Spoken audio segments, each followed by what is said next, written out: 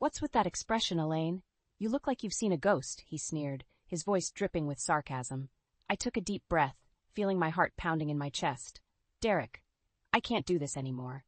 Your constant belittling, your complete disregard for my feelings, it's suffocating me." Derek laughed, a harsh sound that echoed off the walls. "Oh, please. You're being dramatic. You knew what you were getting into when you married me. A woman of your limited capabilities should be grateful." Grateful? The word echoed in my mind, mocking me. I thought back to the days when we first met. I was 27 then, full of ambition and dreams, working diligently in the marketing department of a bustling firm. Derek, with his charming smile and seemingly kind demeanor, had swept me off my feet. We met at a company event, and he was all I had ever wanted, or so I thought. But now, standing in our meticulously kept living room, I barely recognized the man before me. The kind and attentive Derek I had fallen in love with was gone, replaced by this cold, calculating person who seemed to take pleasure in my misery. "You think I should be grateful?" I challenged, my voice steadier than I felt. "Grateful for a husband who sees his wife as nothing more than a maid? Who values his ego over our relationship?" Derek's face darkened. "You know your place, Elaine. You gave up your job to be my wife, to take care of me in this house. That was your decision."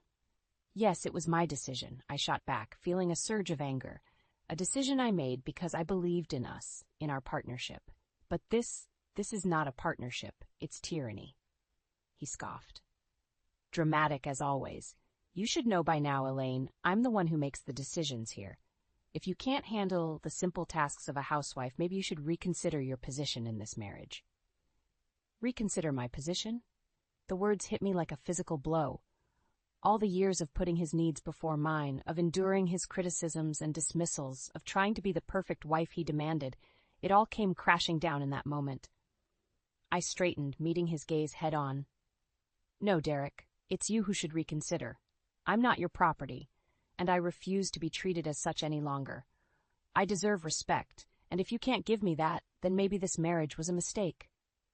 The room fell silent, the weight of my words hanging in the air between us. Derek's face was a mask of shock and anger, his eyes burning into mine. "So that's how it is?" he said finally, his voice low and dangerous. "You think you can just walk away? You think you can survive without me?" I took a step back, feeling a flicker of fear, but I pushed it down. "I don't just think it, Derek. I know it. I'm not the scared, timid woman you think I am. I'm stronger than you know, and I won't be broken by your cruelty."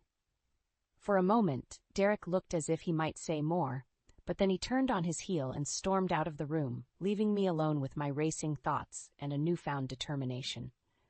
I knew this was just the beginning, that the road ahead would be difficult. But for the first time in a long time, I felt a spark of hope. I would find my way out of this. I would rediscover the woman I used to be, the woman I was meant to be. And Derek would come to regret ever underestimating me. The days following our confrontation were a blur of icy silences and veiled insults. Derek's contempt for me had become more apparent, his mask of charm and affection long since discarded. One evening, as I prepared dinner in our pristine kitchen, Derek sauntered in, his eyes scanning the spread with an air of disdain. "Is this what you call a meal? It looks as unappetizing as it probably tastes." I clenched my fists, feeling a familiar surge of frustration. "I've done my best, Derek. It's not easy managing everything around here on my own." He snorted, picking at the food with a fork. "Your best? That's laughable. You really are useless, aren't you? I work all day to provide for us, and this is the thanks I get? A mediocre dinner from a mediocre wife." His words stung, but I refused to let him see my pain. "I'm not your servant, Derek. I'm your wife. I deserve some respect, some appreciation." Derek looked up, his eyes cold. "Respect? For what? Keeping the house barely presentable? Even that seems to be beyond your capabilities.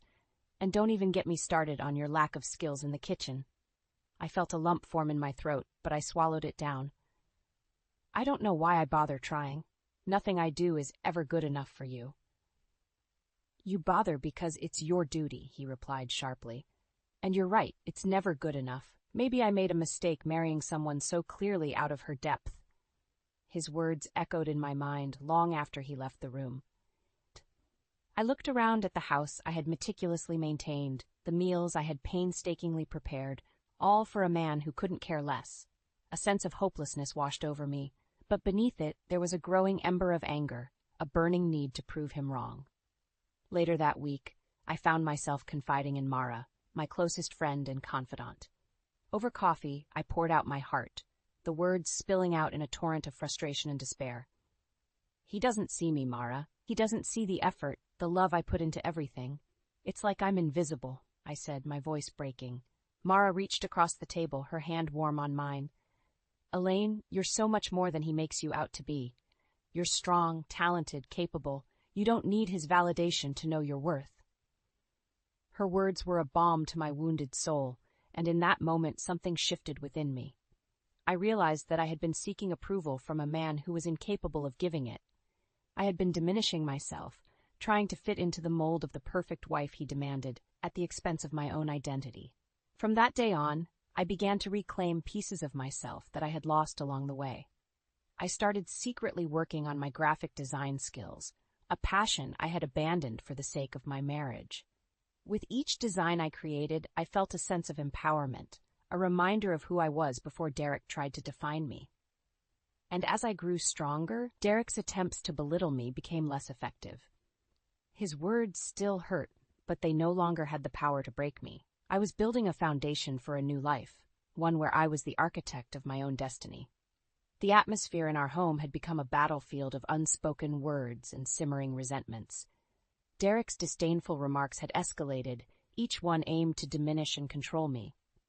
But something within me had changed. The once cowering woman was slowly giving way to someone stronger, more defiant. One evening, as Derek arrived home, his usual air of self-importance was more pronounced. He dropped his briefcase by the door and surveyed the living room with a critical eye. "This place is a mess. What have you been doing all day?" I stood up, feeling a surge of defiance. "I've been working, Derek, on my graphic design projects." He laughed, a sound that sent shivers down my spine. "Working? You call that a job? It's a hobby at best, Elaine.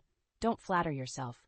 His words were meant to wound, but I stood my ground. "It's more than a hobby. I'm building something for myself, something that doesn't revolve around pleasing you."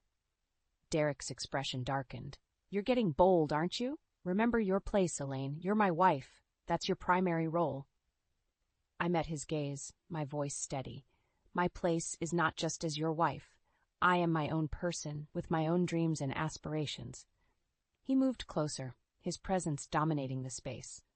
"You have no dreams outside of this house. I provide for you. I give you everything you need. You should be grateful." Grateful. That word again. It echoed in my mind, mocking me. Grateful?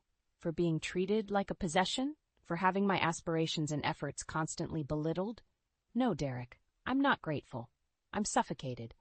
For a moment he seemed taken aback, his facade slipping, but he quickly regained his composure, his voice laced with venom. "You're nothing without me, Elaine. You think you can survive on your own? You'll come crawling back, begging for my forgiveness." His words were meant to break me, but they only fueled my resolve. "I won't be crawling back to you, Derek. I'm stronger than you think." As the days passed, my secret work on graphic design projects became my sanctuary. Each piece I created was a testament to my creativity and resilience. My conversations with Mara became more frequent, her words of encouragement, a lifeline in the storm that was my marriage. I knew that leaving Derek would not be easy. He had woven a web of control and dependence that I had unwittingly stepped into. But with each passing day, the web was loosening, the hold he had on me weakening. I began to plan my escape, each step calculated and deliberate. I opened a separate bank account, securing my earnings from my freelance work. I reached out to a lawyer, discreetly inquiring about the divorce process. But most importantly, I began to rebuild the self-esteem that Derek had so systematically tried to destroy. I looked in the mirror and saw not a broken woman, but someone who was slowly piecing herself back together, someone who was ready to fight for her freedom. And as I lay in bed each night, listening to Derek's steady breathing, I knew that the time for whispers of rebellion was coming to an end. Soon it would be time for bold action, for reclaiming the life that was rightfully mine. The morning sun cast a warm glow through the curtains, but the atmosphere in our house remained cold and unyielding. Derek's contempt had become a daily ordeal, but my resolve had only strengthened. As I sat at the kitchen table, working on a graphic design project, Derek entered, his expression one of derision. "Still playing at your little hobby, I see. When will you realize it's pointless?" I didn't look up from my screen. "It's not pointless, Derek. It's my career, and it's thriving, unlike your opinion of it." He scoffed, pouring himself a cup of coffee. "A career? Don't make me laugh. You're a housewife, Elaine, nothing more. Your place is here, taking care of me, not indulging in these childish fantasies." I felt a flash of anger but kept my composure. My place is wherever I choose it to be, and right now it's here, building a future for myself. Derek slammed his cup down, coffee splashing over the rim. "You have no future outside of this house, Elaine. I won't allow it." His attempt to intimidate me was evident, but I no longer felt the fear that once gripped me. "You don't get to decide my future, Derek. I'm not your property. I'm a person with my own dreams and ambitions." He leaned in, his face inches from mine, his voice a menacing whisper. "You'll never succeed. You're weak, dependent on me for everything. You'll come crawling back, mark my words." I stood up, meeting his gaze. "I won't be crawling back to anyone, Derek. I'm stronger than you'll ever know." The days that followed were a tumultuous mix of silent treatments and bitter arguments.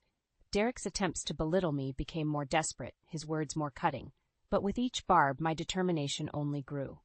My work as a graphic designer was gaining traction, my designs being noticed by larger clients. I was building a portfolio that spoke of talent and creativity, a far cry from the hobby Derek so scornfully dismissed.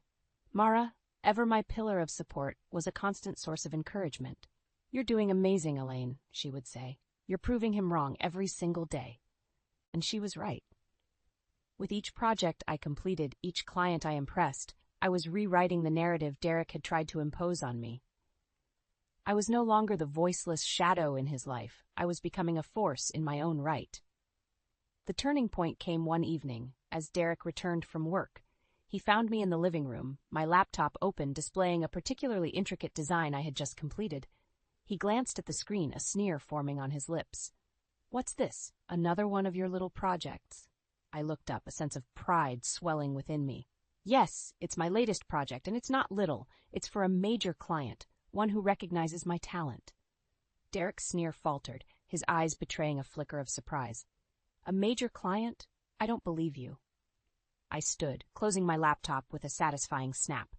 "Believe it or not, Derek, it's true. I'm succeeding, despite your constant attempts to undermine me. I'm building a life for myself, a life where I don't need your approval or your support." For a moment, there was silence, the tension between us palpable. Then Derek turned and walked away, his usual retorts unspoken. It was a small victory, but a significant one. I knew that the battle was far from over, but for the first time I felt a real sense of hope. I was taking back control of my life, one step at a time, and with each step I was moving closer to freedom, to a future where I was the master of my own destiny. The day had arrived when the facade of our marriage could no longer be upheld. The air was thick with anticipation, a prelude to the storm that was about to erupt.